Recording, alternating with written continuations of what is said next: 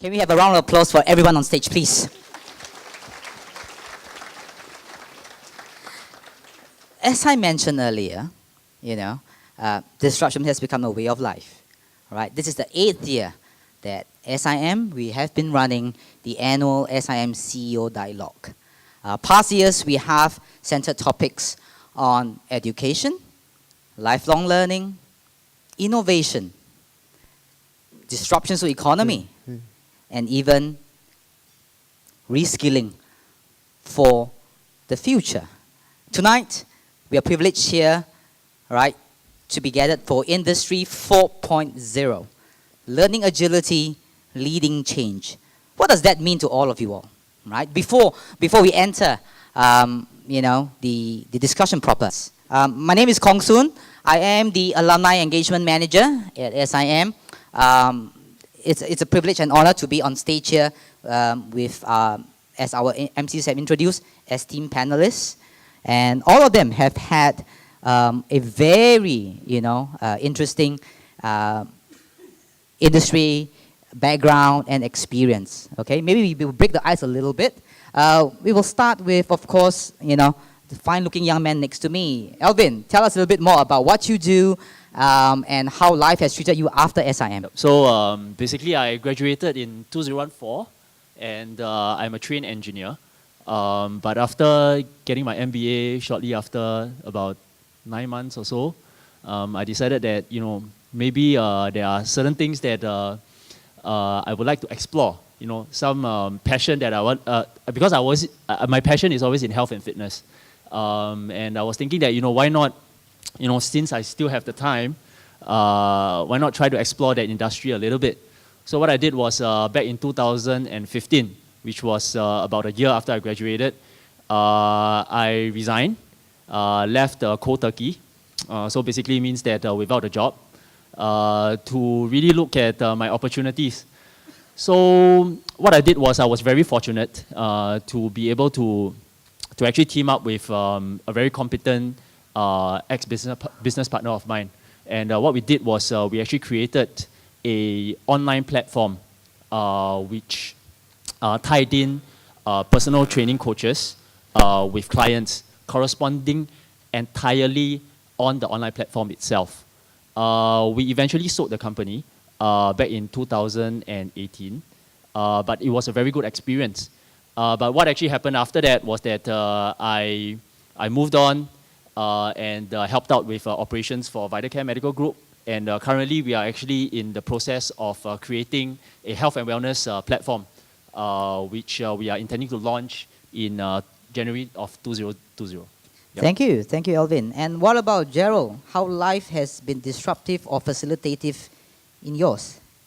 How life has been. Actually, for me, I started work even before I went to school. So that was around 2005. And then because it's a family business, we've been in business for 37 years.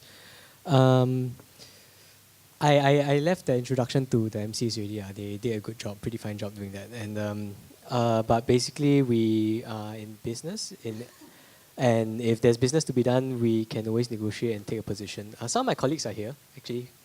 Iskandar, you want to raise your hand? So if you have any questions about business, you can go ask him. Yeah. But life after school has been busy, and it's always been a challenge with many things that are changing in the industry, especially technology-wise. There's a new thing every day, right? And yeah, that's about it. Yeah. Thank you, Gerald. Yeah. And what about Kamala? I think it's going down a long memory lane for me because I'm a nurse by training. And it was a point in time where nursing education was not offered at a degree level in Singapore. So if you want to pursue a degree, you had to leave the country, and that's not really possible in that era and time. So I was really happy when it was announced that the University of Sydney was going to offer a degree in nursing in Singapore, and of course, affiliated with SIM. We were very thrilled because University of Sydney is very reputable. And instead of going there, we are here.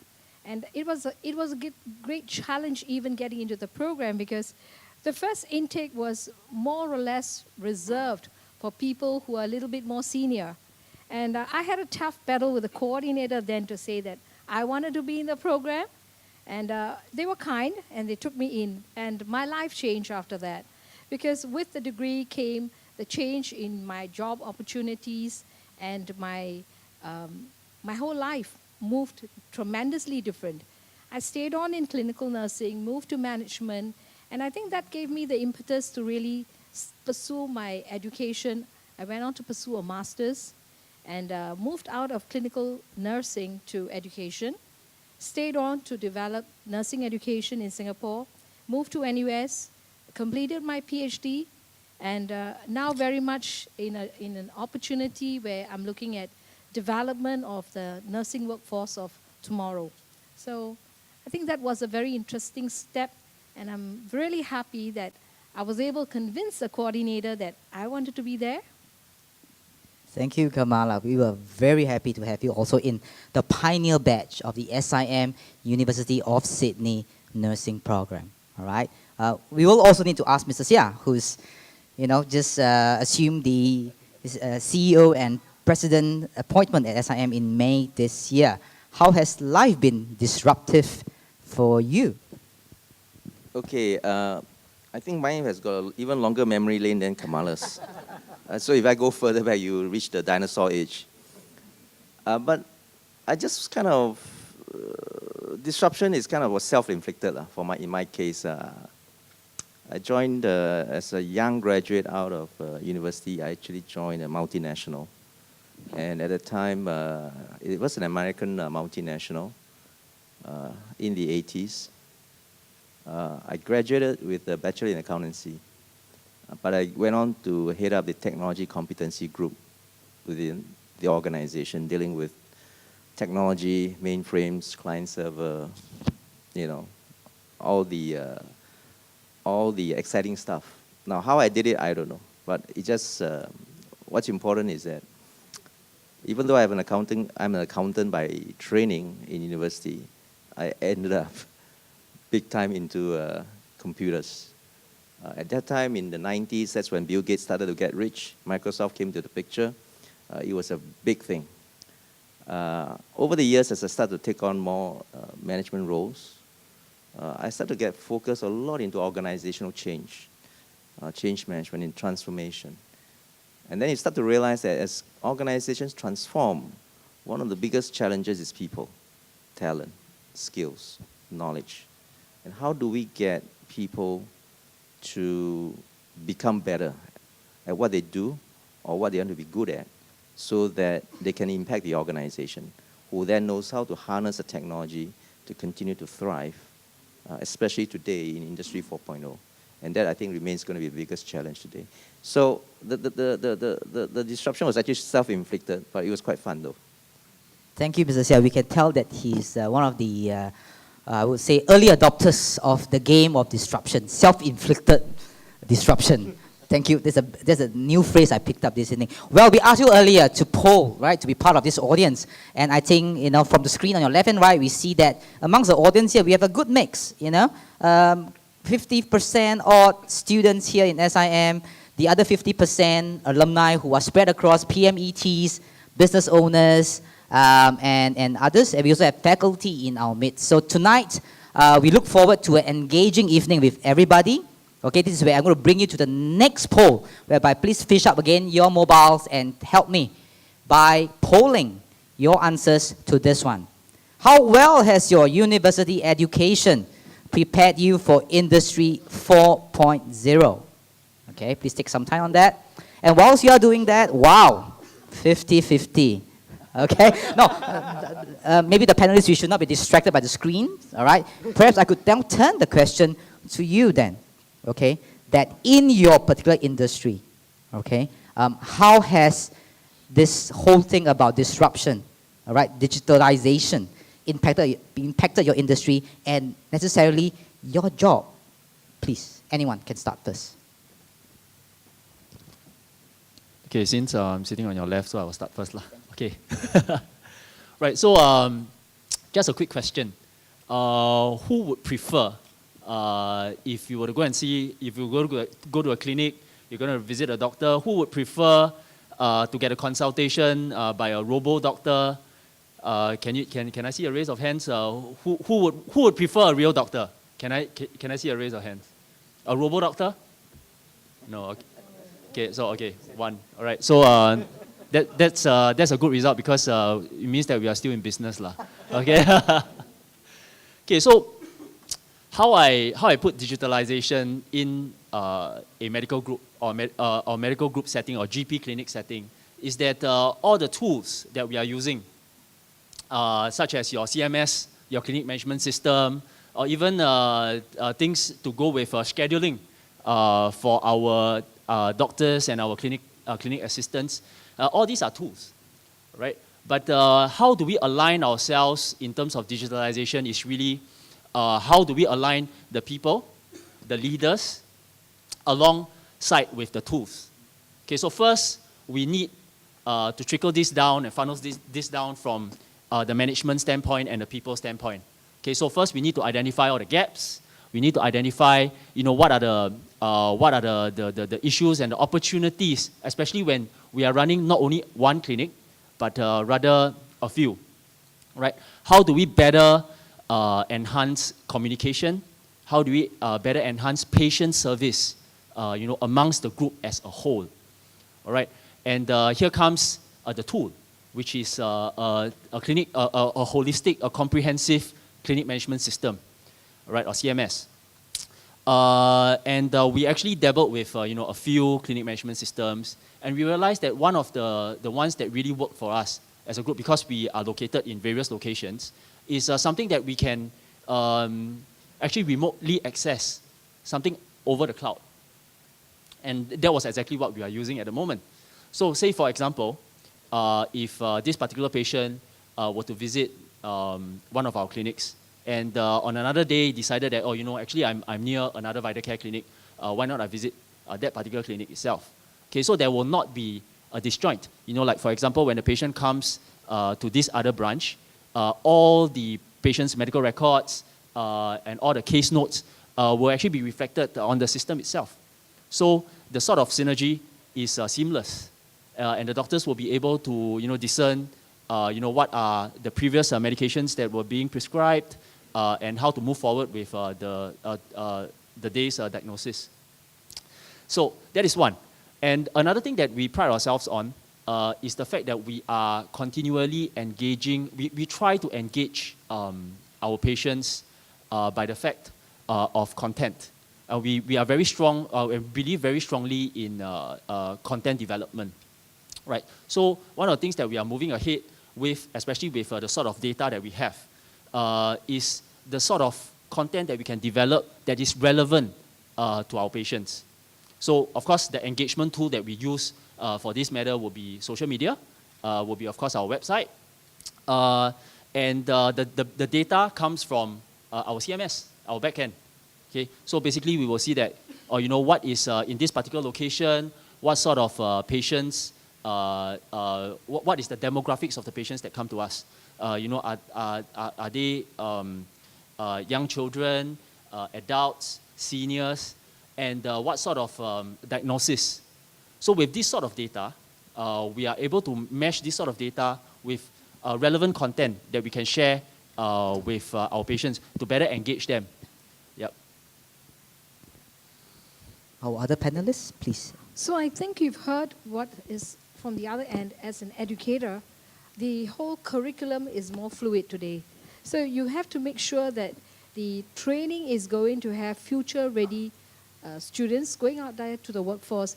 It's no good just keeping them in the classroom. You've got to go real time. So what happens with our whole curriculum is the clinical investment is also very heavy, especially for people who are in the practice setting, like doctors and nurses.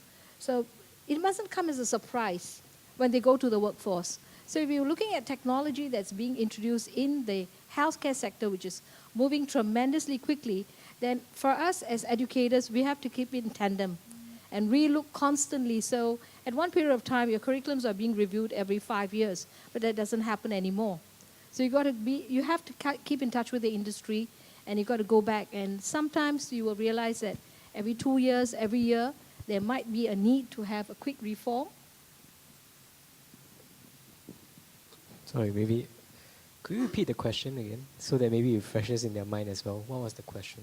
I think how in your industry of practice or work, you know, how has Industry 4.0 hit you or, you know, made you sort of review or even reinvigorate your business strategies and so on and so forth? Okay, for me, it's because we look at a very large range of industries. So, like Alvin has spoken very well about how you could integrate it with the healthcare industry, and how Kamala has spoken about how follow up in the education model would be, right? Yeah. So, but I find that for business owners, be it in whichever business you are in, it's very important to understand what are your core competencies and what are your core concepts even before you start to think technology.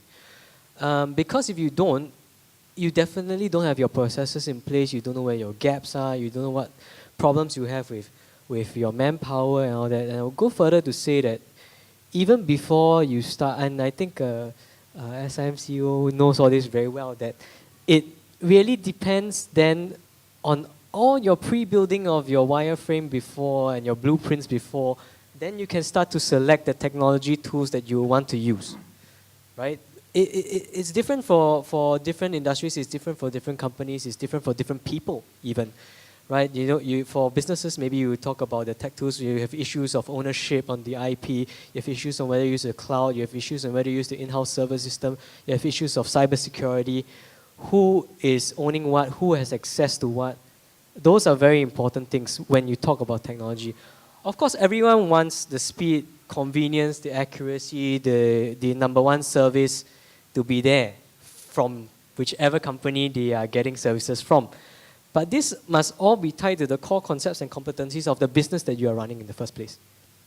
You know, you could go round and round and talk about the best tech, you pay the best price for AWS, Microsoft Azure, or Google, right? And then you have cybersecurity experts, you pay them $500,000, right, to come in and check your servers on every single transaction, end-to-end encryption, whatever, hashing, blah, blah, blah, right? But you are selling char kway teow. It doesn't make any sense, right, for you to do inbuilt technology to that kind of level, right? You must also understand your limitations in your business, right? And also, what I want to say is that Alvin made very good points, you know, that the remote access over cloud into your data and how secure your data is and all that is very important. People all care about now is, I want it now, I want it now, I want it now, right? But there are prices to pay with having it now. I don't know if any of you guys were on Facebook recently and Mark Zuckerberg was being ratified by the entire Congress. I don't know if anyone watched that on CNBC. That was really interesting for me because it does show how the people, because Congress is the representatives of the people, right? And politics makes it difficult for somebody who is trying to do good. I'm not saying that Mark Zuckerberg is trying to do good. Maybe he's trying to, you know, invite you into Do a dark more web, good business. right? Yeah, do more good business, right? And maybe he's trying to, you know, take over the world with his Libra coin, right? But these things, there are a lot of considerations that people don't understand before they start to step towards technology. Technology is a tool. You cannot let it control you. You have to control the tool. So, like I said, there are different types of implementation in different types of industries, in different types of cultures, in different types of geographical locations, right? Industries would be, you would be talking about the needs of the industry. Cultures, you're talking about cultural issues and problems or different ways that people interact, right? Of which not very well-traveled Singaporeans have a very fixed mindset of what culture is, right? If you just take a 1 hour, 20-minute flight down to Jakarta, you will know that things are very different, right? Or just take a bus up to Malaysia, the way people deal is very different, right? And geographical locations, have a lot of infrastructural issues, right? not every country, right, has very well supported 4G. Right? You go to the Philippines, islands, Indonesian islands, it's very hard to implement very solid infrastructure, cabling, right, to deal with natural disasters, all this kind of thing in those countries. And I have a friend go there and want to set up with an ISP. It took 1 entire month just to get internet in his house. Yeah, so these are ways I think things disrupt, and there are a lot more considerations than people actually think there are before adopting technology. I think my panelists would agree with me on that. Thanks. Okay. Can we also invite Mr. Seah to share views, especially Mr. Seah, in the light of the results that we see on the screen here, that about half of the audience here tonight are a little bit unsure Yeah. about how the university education has prepared everybody for 4.0. Okay. Oh, that's a very good one. Let me just say that, I'll just kind of use my personal experience and being a senior executive as well as an employer myself, and all the graduates I've hired in the past, where we hire from various universities from London to Australia, Singapore, and so on, for internship for fresh grads into a consulting organization, a knowledge organization. A tertiary education gives you good grounding for critical thinking, for discipline. Because that is important, because when you start to study business or engineering or health sciences or even liberal arts, the professors put you through a certain rigor.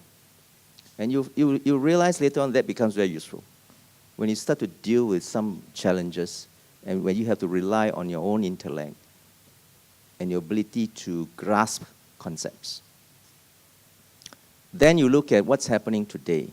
What's happening today is industry is moving so fast that the content that you are learning in university, the faculty is trying to keep up. But the concepts have not changed, essentially. Whether it's technology concepts, architectural concepts, business concepts, legal concepts, financial concepts, the concepts are transferable. Actually, most of them are still remain the same. Customer service today is still talking about delighting the customers, and many years ago it's still the same. But the way we do it is different because technology has reconfigured, reshaped the way we serve our customers, for example. And that's one. So when you get into a tertiary degree and you focus on a discipline, what is becoming glaringly important is that one discipline is not enough. Can you get to another discipline? It's no longer a tea professional. It's now a pie. What my staff calls a comb. You now have to know digital. When I started, I started dealing with accounting, so I know accounting concepts, business concepts, and then when I brought in technology, I could see how it could be applied there. And so both ways, and if you bring in business, marketing, HR, and so on and so forth, those disciplines start to give you a very good, or informs you a very good understanding of how businesses and organizations are run. But it takes time. But once you've mastered the concept, your skills are highly transferable, right? Because when you talk about cybersecurity concepts, threats, data, application, 7-layer OSI model, and so on, those don't go away so fast. But it's the details, the implementation, what materials you use to build the house is going to look the same, right? It's not going to change into something else totally different. And that's where the challenge is today for many of our students. Because now the starting point is, I've got a Bachelor of Science in, let's say, business, right? And then, wow, banking, we've got virtual banks. What do virtual banks do? So how, what do I learn that's relevant? There is a pathway there. And it's both learning as well experience that you have to go through. And so I'll encourage, even as an undergrad, that you actually develop the strength in the discipline you're studying, but also look for adjacent disciplines that could complement what you have today. Because employees are not looking at just a straight, single discipline, but they're looking at people with latitude, ability to cut across. And there are some things that you can't also demonstrate in your exam paper. So your ability to work as a team member, teamwork, the ability to collaborate. And increasingly what's becoming clear in a high-speed, high-tempo business environment, the ability to work as a team is absolutely crucial, because your competitors have got real serious talent with them. But you can beat them if you've got real serious teamwork. And if you look at what the trend is also going, is sometimes the best teams are highly diverse. So I could have someone from Africa, Barcelona, Paris, Hong Kong, Sydney, and they work together because they come from multicultural contexts. And the reason why they succeed is because they have ability to work across culture and collaborate and come up with really creative solutions. Look at some of the best performing companies in the world. They are highly diverse. And look at some of the best boards in the world. They are deliberately making it diverse. And it's not just cultural, racial diversity. It is gender diversity. My previous company, Accenture, is shooting for 50-50. That means worldwide, 50% of employees are female, 50% are male. That is how serious they're getting. Why? Why is gender diversity so important? Because when there is gender diversity, there is safety. Employees feel safe. They are prepared to voice their ideas without being shut down. They are willing to express. And when you have diversity, creative, and you have a very innovative company, you have a very innovative organization.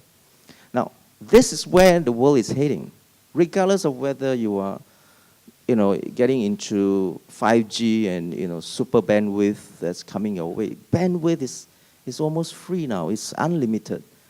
Now, what's left, the only currency you have as an individual, three things. One, assuming you can learn and you have the capacity to learn any subject, any topic you like, is your ability to communicate, your ability to collaborate, and to be creative and innovative. And if you have that, the future is yours. You own the future. Because then jobs come running after you. Then pay comes running after you. But to get there, you have to build that up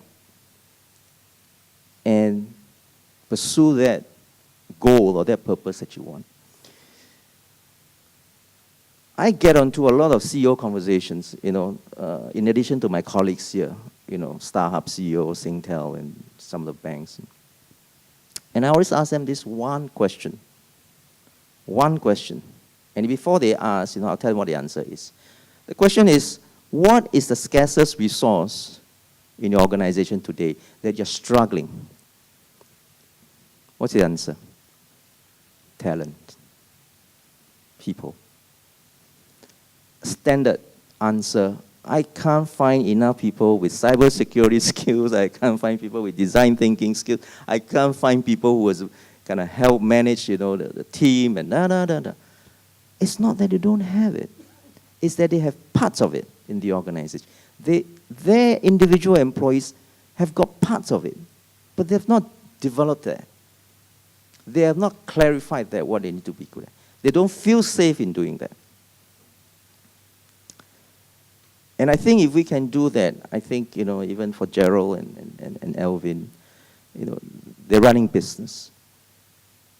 The CEO can sit back and, put his feet out on the desk and say, okay, guys, and watch them fly.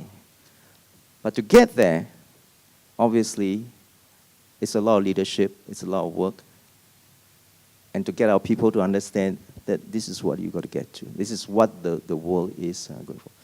AI is going to come and do all the mechanical work, Data is going to outthink us faster than anything else. So what really is left is that human faculty, the cognitive capabilities you need to develop to communicate, to collaborate, and to innovate. And that, I think, keeps you future-proof. And that's, in my view, kind of my experience in so far. It's also allowed me to kind of adapt to different organizations as I kind of move around.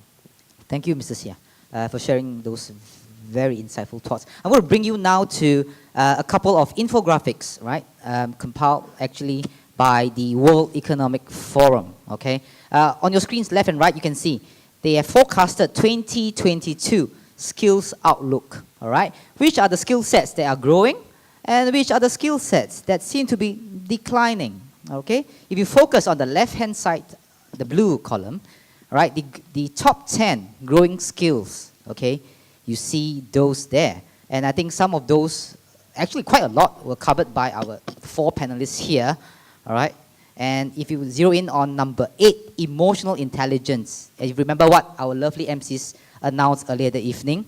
Yes, alumni, SIM alumni, those of you all in the house tonight, and soon-to-be alumni, SIM, we are going to offer you this complimentary TEIQ emotional intelligence assessment tool, okay? It's our way of showing you, all right, from the alumni engagement team, how we want to support you in your agility in the marketplace for 2022 and possibly beyond. The next set of infographics, please. It tells you the jobs landscape in 2022, emerging roles, global change by 2022, forecasted 133 million jobs, okay, in these 10 emerging fields. All right, take a close look at that. You tend to see that, wow, quite a lot of them are associated with data, technology, all right, and what have you. What does that mean actually for the rest of us who may not be, you know, trained as a AI scientist or a data, you know, cybersecurity expert? Can I invite the panelists to share your thoughts, you know, on some of this, please? I see my job role on number 9 in the declining days is so disheartening.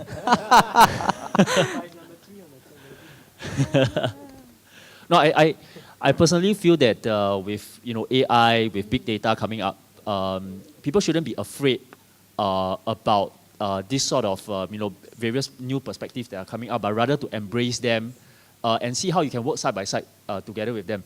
Okay, so the thing about being programmers, being data scientists, is that there can be this perception that moving ahead, if I want to get a big paycheck, do I have to force myself to learn programming? Do I have to force myself to go and analyze big data? Okay, rather, like what Mr. Seah mentioned, we live in a very diverse sort of environment, working environment, and there will be a big group of these colleagues who are already handling that part of the business already. So how we can actually complement is, we have to see how we can work side by side with them, with your own expertise. Yes, I mean, I can be operationally an expert in operations, and then I have to rethink, how I'm going to run the business together with all these new aspects of the business itself, right? And not to be afraid of it, and not to force feed, the sort of new perspectives to whatever that we are doing at the moment. I think that being an entrepreneur for 4 years, I mean, not saying that I'm an exceptionally successful one, is that I think coming out from an engineering industry, really I realized that in terms of knowledge and skills, I was very narrow. I had the depth, in terms of engineering, operations, people management, but I didn't have the breadth. So when I came out and I started a business on my own, I realized that there were a lot of things that I was lacking. And we have very, very limited resources. We know that we couldn't hire too many people to help out. So we had to get our hands dirty, okay, by learning many, many other aspects. And it is through this learning that really made me realize, what are those hidden strengths that I had that I previously didn't realize. Okay, that's one. And also, it also made me realize that in terms of the there might be many perceptions, before running a business to say that, I feel that I have to be very heavy or very focused on these particular aspects of the business. But once you really get your hands dirty, you realize that maybe that particular aspect isn't important in the first place, right? There are certain things that are really, begging for you to look into that only when you are really in the game itself, then you will realize that it needs to be addressed. Yeah. Okay, for me, I generally don't like lists. I generally don't like lists that are published in Forbes, in Times, in Economist. I find that it kind of insults the real nature of human beings. People in general like to categorize things, and that causes usually an overgeneralization of life and the living things inside of it. I find that there is always a very pertinent argument between heart, as in your heart, and money. There are many people who just chase money, and there are many people who just chase their passion. To both types of people who chase 100% of both will die relatively horrible death, in my opinion. You have to have a very good balance in between. This reminds me of a time, this very long ago, I think back in 2004, when one of my dad's friends actually told me there's always a place for someone good at the top. At that point in time, I was only like 17, and I was like, what kind of nonsense is this old man talking about, right? It's like, okay, thanks, Chinese New Year that time, take ang pao, thank you, uncle, right? It's like, that thought stuck with me through these many years, and what he actually means is that there is a necessity to be very aware of what is going around in the world and where you are going, what your own passion is, right? And to be flexible enough. You can be the top of anything, right? You can be the top of a dog pile, or you can be the top of the lion pile. That's very different. They are both tops, right? So the thing is that when I look at lists like this, like Kong Soon and Alvin were mentioning that a lot of them look like technology-based, data-based. You're talking about an industry that is still made up of many, many different kinds of people, not just developers, not just software programmers, not just cybersecurity people, not just data scientists, right? For me personally, in dealing with developers, right, some of them are really brilliant, but when you try to bring them, like my colleague here will agree as well, when you try and bring them a project, right, on which you want to build a certain system for a certain functionality, and you tell them, I want the entire alphabet inside, right? But in the back of your mind, you think that, hey, everybody knows that the alphabet goes A, B, C, D, E, F, G, blah, blah, blah, all the way to Z, right? But the developer doesn't know, right? The developer knows all he cares about is that you have the entire alphabet inside, right? So you have A, Z, M, N, Q, R, B, A kind of thing. Then he will tell you, yeah, the alphabet is inside, but then you as a business can't use it, right? It's like having your gearbox on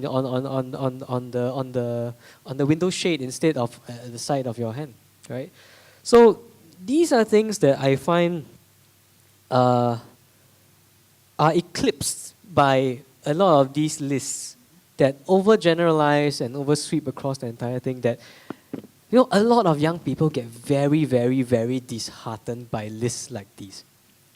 They're like, oh, if I don't go into programming, if I don't learn PHP, if I don't learn Python, if I don't learn Ruby on Rails, programming languages today, right, I cannot get a job in 2022. That's absolutely ridiculous, right? Because there are people who develop, But who is going to be the consultant on the back that leads the developer upon the concepts, on the business cases, on how it actually works with people? Not everybody in the world can be a developer. This brings us back to a time, right, where we had the, the financial black hole before all the financial crises in 2000 and 2012. Right? For a good 10, 15 years, we had everybody who is an engineer, who is a computer software engineer, who is a communication specialist or sociologist, right, that is going into finance because finance is paying big bucks. Right? And what did that leave us with? It left us with a very, very serious lack of civil engineers who are really doing civil engineering work, mechanical engineers who are doing mechanical engineering work, electrical engineers, and so on, so on. Right? I was just telling Kamala, right? I spoke to a few developers back then, as in not computer developers, but like real estate developers. And they were saying that, even if we hired every single graduate there is who is doing civil engineering or any type of engineering, right, it's not enough. That's a big problem. Because, for IT people out there, your servers sit inside buildings who are run by civil engineers, electrical engineers, and mechanical engineers. Without electricity, your servers are basically just shelves with some precious metals and whatever inside, right? So I find that it is important for an undergraduate.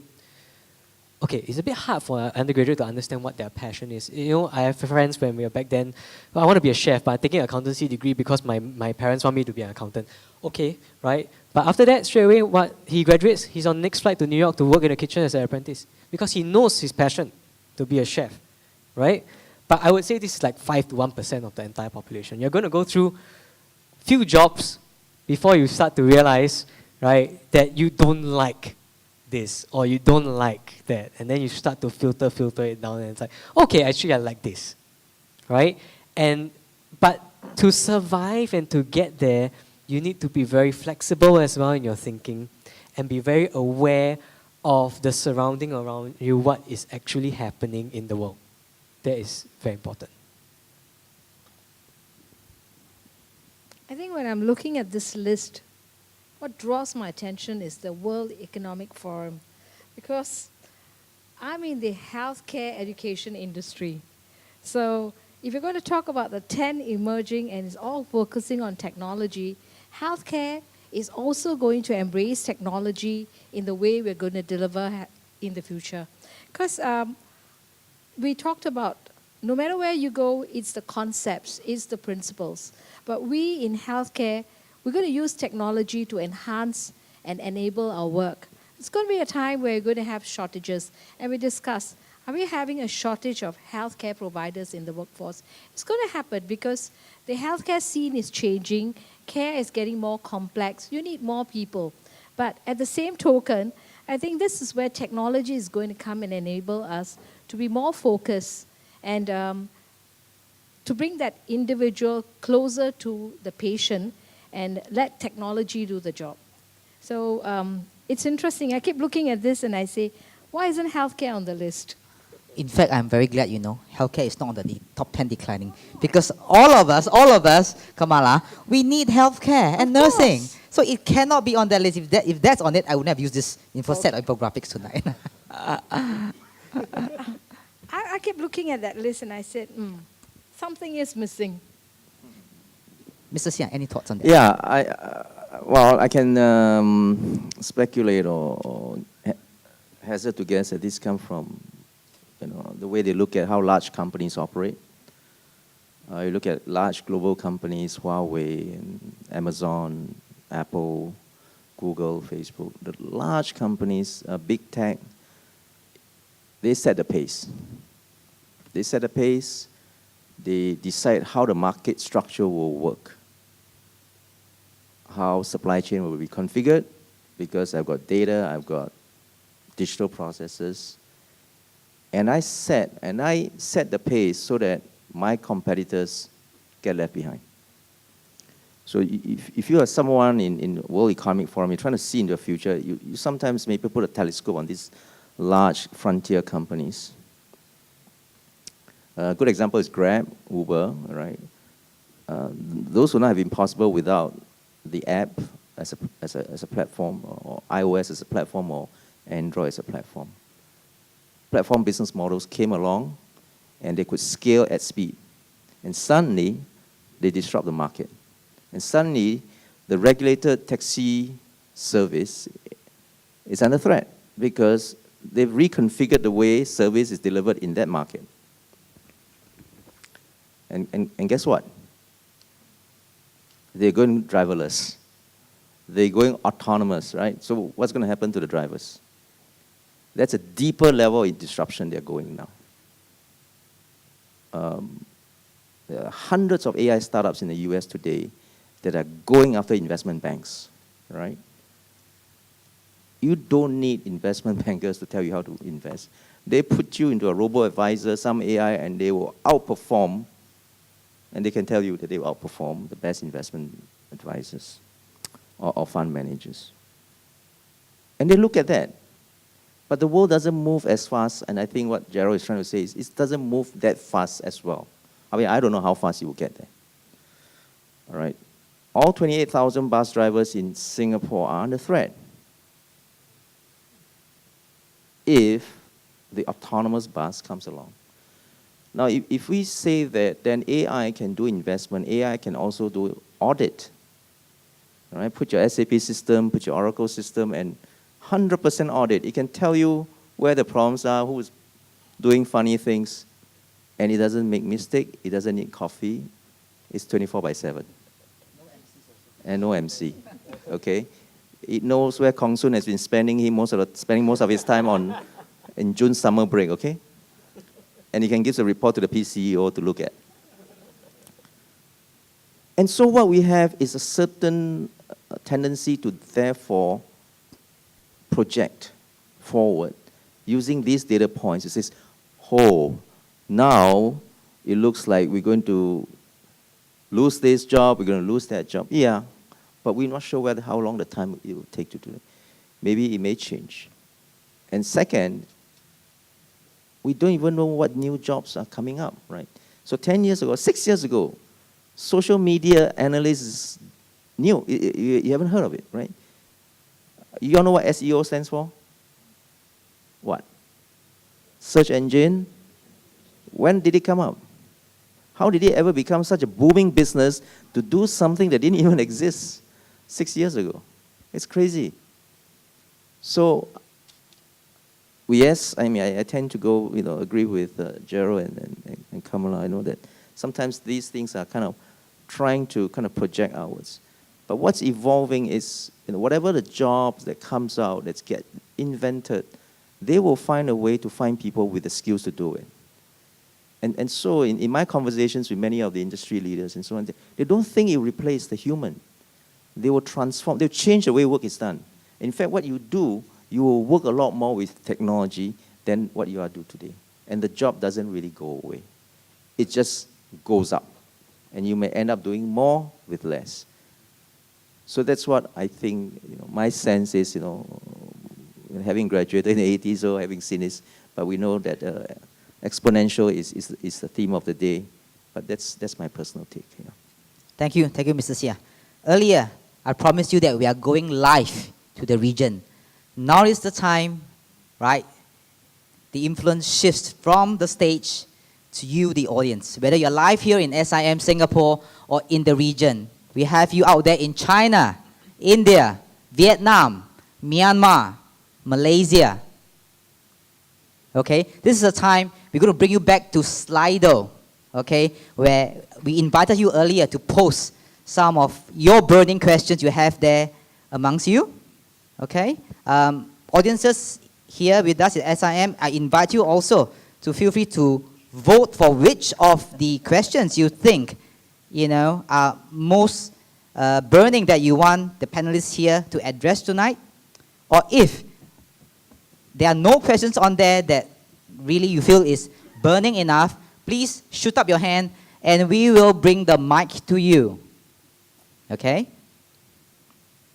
So quite clearly, we see that, okay, how can graduates looking for a job increase their attractiveness as a candidate and add value to the technological changes that are being made on the job? It seems like the topmost it is. Maybe we invite any of the panelists to try to take it on. Or maybe 2 of the 4 panelists so that we have more time to take on more questions. Yeah. How can graduates, right? 50% of them in here, or actually all of us are here, right? We're all graduate learners. Looking for a job, increase our attractiveness as a candidate, and how to add value to, the whole midst of technological changes that are being made in the industry. Any one of you, please. I think it boils down to character and the willingness to change.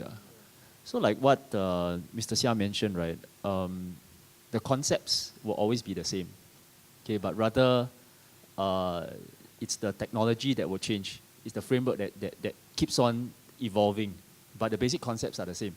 So the thing is that if you have the tenacity and if you have the never say die attitude, and you're able to actually exhibit this to your employers, then very much your employability will be there. Okay, and I believe that this is one of the things why university, tertiary education is very important. It doesn't only embed the sort of theories and the sort of concepts during your exams. You regurgitate out during your exams, but rather it gives you the sort of process-solving mindset that you can actually translate this when you come out to a job, and it is subconscious, and this is the sort of tertiary education that not only SIM but the rest of the other institutes are trying to propagate to their students. It's not more so to the theories. I mean, honestly speaking, when I graduated as an engineer, I can tell you that I only used 2% of my knowledge that I learned back in my uni days, but rather it is how we evolve and how we are willing to change. And these sort of characters, it starts from tertiary education, or even not only tertiary education, but even earlier than that. Yeah. I don't know if what I'm going to say now is against what this whole event is about, but I mean, okay, I'm going to break this question up into 2 things, right? How can graduates looking for a job increase their attractiveness as a candidate? That's one thing. And the second thing is, how can they add value to technological changes that are being made? That's another thing, right? There are 2 completely separate things. I would like to say not just graduates, because I work actually very closely with 2 of my colleagues, right, that actually never even made it past O-levels. And they are just about magnificent at what they do, and the kind of dimension that they bring into the workplace is completely different, right? I don't know if we have reached a saturation point with graduates, that we're just hiring graduates and then they all come out from the same mold and they all think the same way because they've all been through the same process of learning. But in general, it's not just graduates, but for me, candidates, I would say, looking for a job, increase their attractiveness as a candidate. For me, one of the very important values in our group is actually integrity. It's something that I find is very, very overlooked in business. It's very overlooked in the financial world. It's all about money, money, money. I make more, I cut you, I feel good because I got the money to put over as a plaster or whatever. But the thing is that one of the values we feel that is very attractive in a candidate is that they have integrity, they are willing to learn, they are flexible, they are not what we call today as the strawberry. Now we go to the next one is a snowflake, right? I don't know. There's a snowflake generation thing going around now. So, which means they are very easily bruised, very easily broken. It's like you just raise your voice like by 0.5 decibels and then they're like, oh, next day resignation letter coming. I don't know. I remember a time when my dad threw files and staplers at people and nobody complained. But now today it's like what? Staff abuse. Right, so you throw hole punches. yeah, right. It happens. So it's a very common thing last time, and Okay, let's not go there. But yeah, it's very important to be flexible. It's very important to show up, willing to learn, willing to help, willing to make a difference in the workplace that you have committed to work at. Right? You have an offer, right? An offer is given to you by an employer. You as an employee, you sign a statement of acceptance, means you accept the offer. When you accept the offer, right, I don't see why you should be giving anything less than 95% or 100% of what you should give for yourself. It's actually for yourself. You know, it's for your own development. Right? That you go through all these things at the workplace, you get hit, you get up again, right? That is actually important towards building character. And even if you leave the firm after and go on to the next firm, you realize that the things that you have gone through before, right, are actually very important and actually very transferable. I was just talking to Kong Soon about his own journey, right? That a lot of things were actually very transferable into the next stage of life, right? That people or graduates or young millennials don't understand nowadays is that, oh no, I want straight away shoot dream job. I stay there next 20 years, I get paid, or maybe next 15 years, then I can retire because I make big money, and then I buy a yacht and travel the world, right? That's not life. That you've got it easy, you've made it good. I'm not saying that I'm not happy for you, I am happy for you, but what have you become or grown as a person? That is what is important. Whereas for the technology side, right, that's all very technical. So yeah, I don't need to go further on that. Yeah. Thank you. We go back to Slido, where our alumni, both here in Singapore and the region, are chiming in. The next most burning question, facing Industry 4.0, what kind of specialities or skills do you expect when hiring a new employee? I think that is a very apt question for both Kamala and Mr. Seah, because you know, they have had many years, I'm sure, of employee recruitment, talent development, and so on and so forth. So we look forward to your insights on this one, please.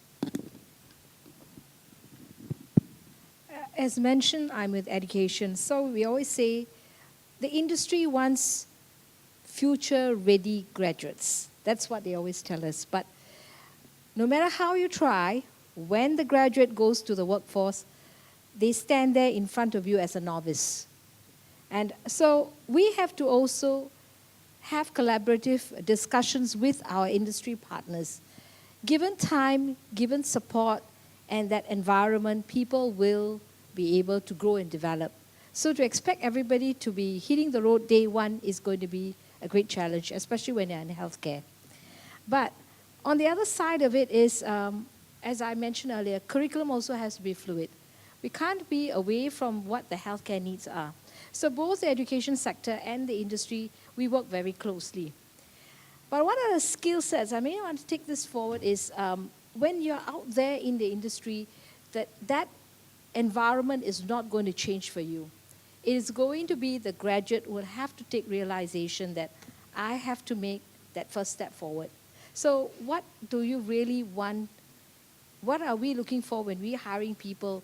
I must admit, I've been in education for 20 years. It's a long journey, and you see different groups of students today and what we saw then. Let's say that the moderation of the expectation works both ways, both with the employers and the graduates. If you don't come to an agreement, then life is going to be very difficult for everybody. So, I don't know, in healthcare, we always say you must have compassion, you must have empathy. But today, I sit down and question, how much empathy and passion can you have after X number of years? So it also calls for the industry to look at the needs of the employee as well. Because here, as a training institution, you can train. But ultimately, whether the individual stays in the workforce is a big challenge as well. So I really don't know how to answer this question, because you've got the human factor, and then you're going to get people to work with technology, at the same time being mindful that this individual that's providing care they do have their needs and their emotions to be taken into consideration. I wouldn't be able to say that it's going to be easy, especially in healthcare. I think this is one of the most challenging positions to be in, because you're going to be with people who are not really in their best mood, in their best behavior. And what we really look for is the environment to be a bit more supportive. So as an employer itself, I think there are some requirements that we have to have on board when we're looking at these new employees that we are hiring. And trust me, at one time I used to ask my staff, what is your long-term goal? And the long-term would be like 10 years. Today I've reconfigured that. And I say, when I say long-term is 3 to 5 years. And if I don't do something for them in their 3 to 5 years, then they are off somewhere else. And when I walk to a next place, I'm seeing them.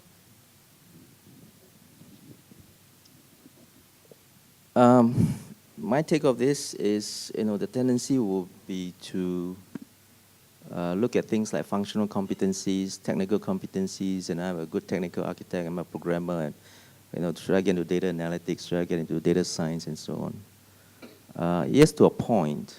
I think what you start to realize, because the world changes quite fast, in fact, new information gets created every day. In fact, knowledge doubles every how many days on the internet?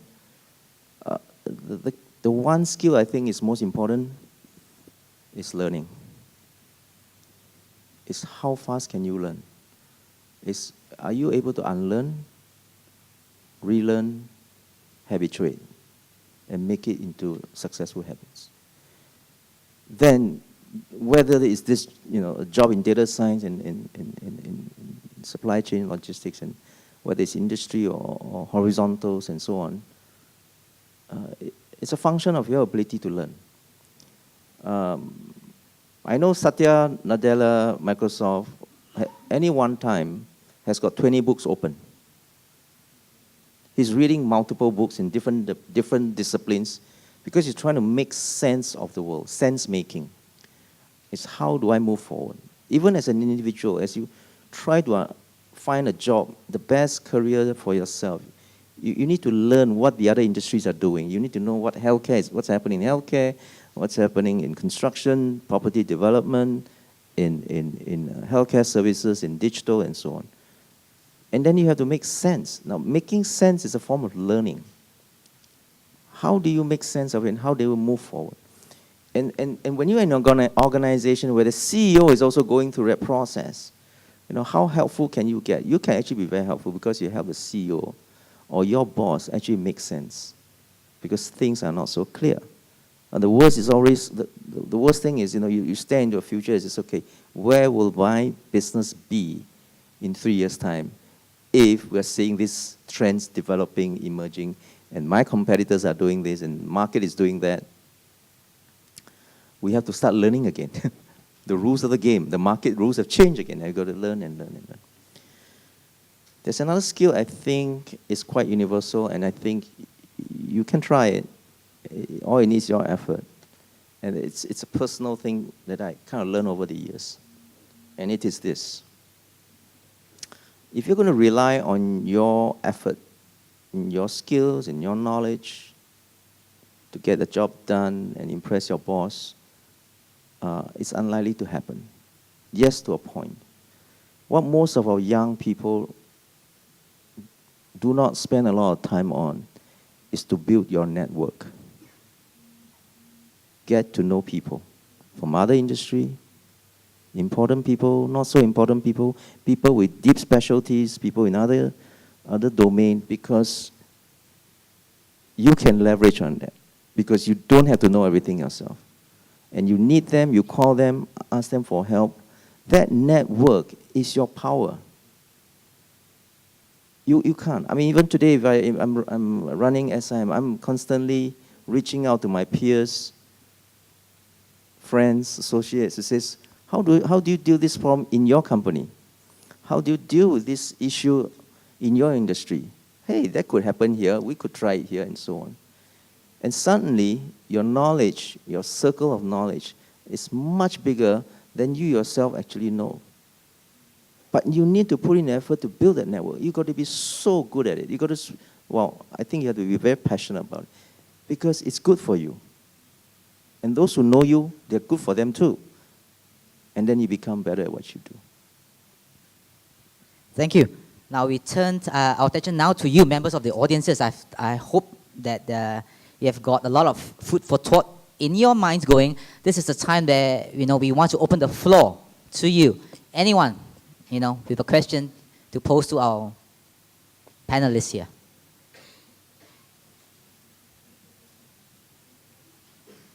Seems like everyone is very into Industry 4.0, or you like to use Slido. Anyone? All right. If not, I've got one question which just came to me on my mobile from a regional alumni asking, all right, all the 4 panelists, okay, that outside of Singapore, right, it seems that the economic growth is much more in greater potential. We all know that in yesterday's Monetary Authority Singapore report, the economic growth for Singapore 2019 has been revised downward some more between 0 to 1%. They're asking, the region outside of Singapore is booming. Should I, having graduated in Singapore from SIM, obviously, stay on here and try to get something, or should I go out into the hinterland, go back to home country and seek opportunities? Could we have, some of the panelists' insights on this one, please? I think I'll take this one first. Yeah. It's funny you say this because this is what I tell my colleagues all the time. Singapore is 5.3 million people, right? Indonesia is 300 million people. Malaysia is 70 million. Philippines is 110. Thailand is 70 million, right? The whole of Southeast Asia comes up to around 500 million people. We are not even 1%. So if you ask the question, should I go out of Singapore to do business, right?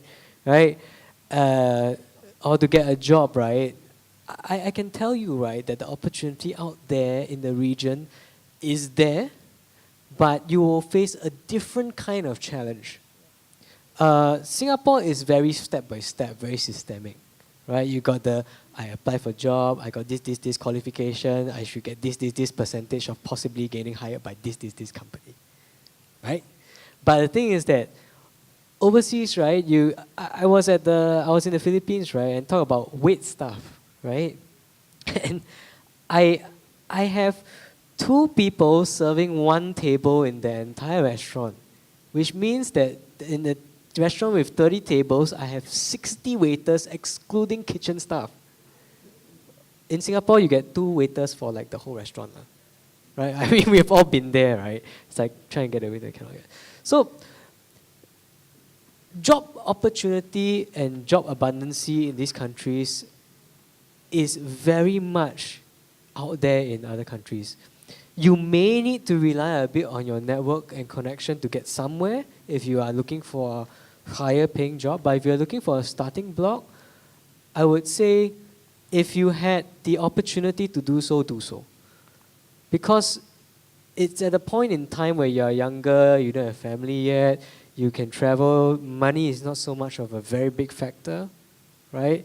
Then you should go, because the skills you're going to get, managing 100 people as compared to managing 5 people in Singapore is very, very different, right? I have friends that are running factories and all in Indonesia, and I ask them how many staff do you have. No, I'll set up very small, just around 200 staff. That kind of thing, right? And the setup is small, right? A mid-sized setup is like 20,000 people down there, which is 3 times the size of SMRT here. So that puts a lot of things in perspective, right? Whether you have the ability to have that kind of skills, and then when you come back to Singapore, if you want to come back to Singapore, if you're Singaporean, right, I'm very sure you could very easily land an AP role, at least, because you have had the experience already. that's my 2 cents worth on going overseas.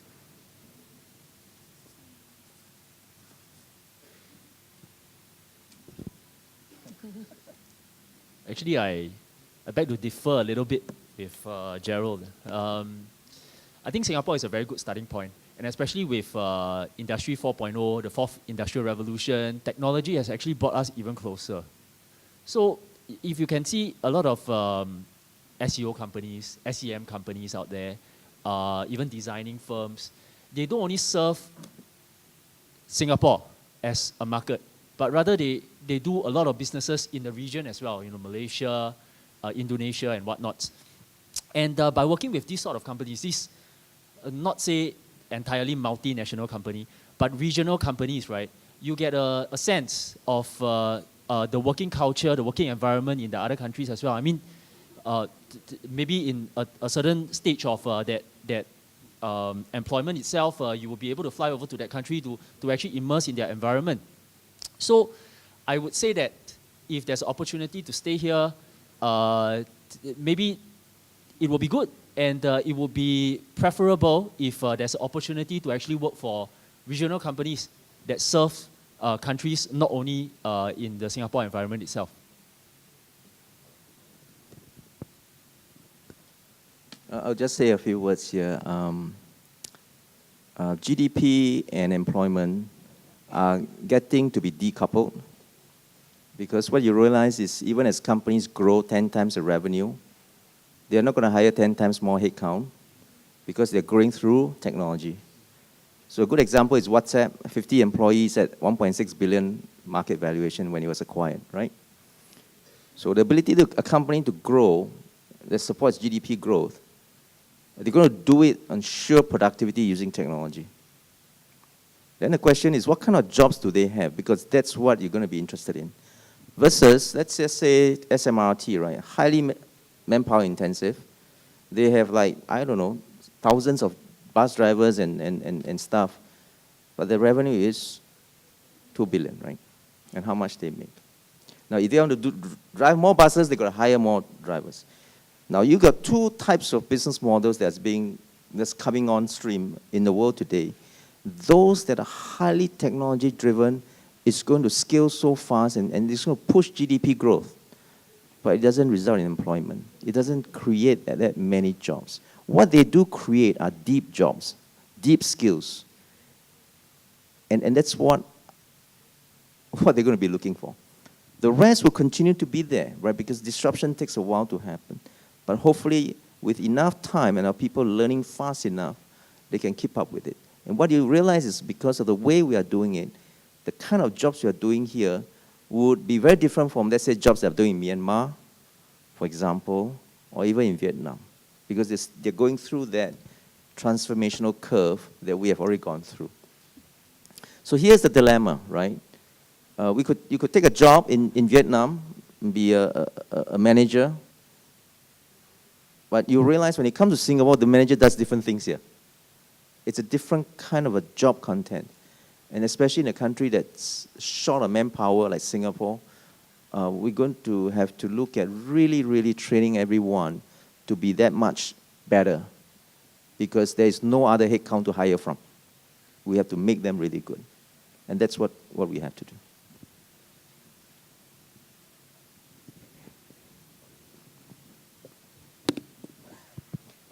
Well, final word. Okay.